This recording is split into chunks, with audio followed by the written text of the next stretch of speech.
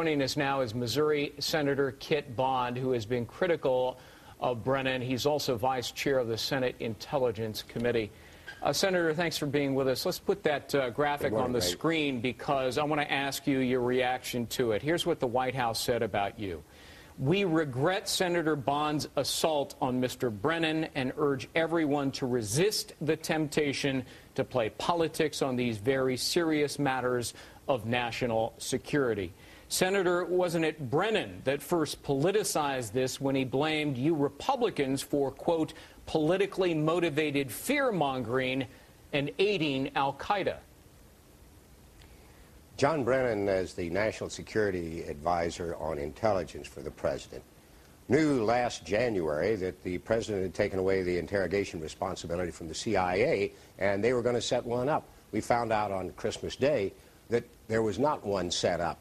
And then Mr. Brennan went on and took on the role of the White House press office to make those attacks. Next, he said that I and the 7 other members of Congress who had been briefed knew, of course, that Abdullah Muttalib would be given his legal rights not to speak or Mirandized, and that just simply was not true. Neither the congressional leaders nor the intelligence community knew that they were going to Mirandize. Are you telling me he was lying? Well, he was mistaken in what he told us because none of us were told they were going to Mirandize him. But look, my real argument is with the administration's policy. Yeah. The world changed on 9/11/2001.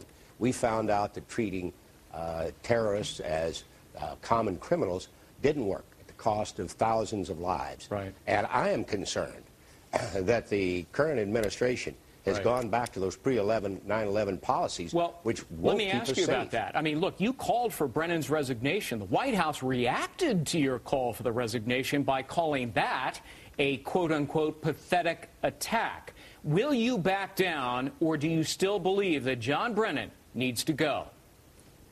The most important thing, and if we can get one message to the White House, is start treating these terrorists who come in not as common criminals, but as enemy combatants.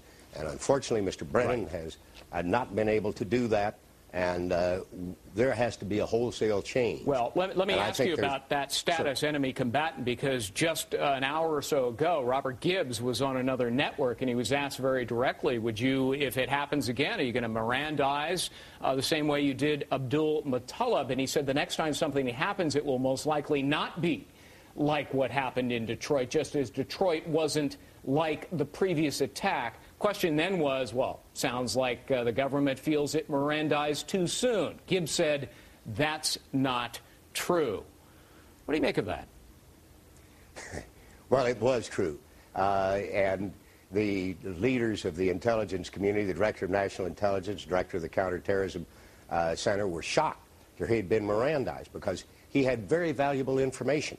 Now, Mr. Gibbs and Mr. Brennan justified warning him he could shut up by saying, we got all the information we needed in that 50 minutes of questioning.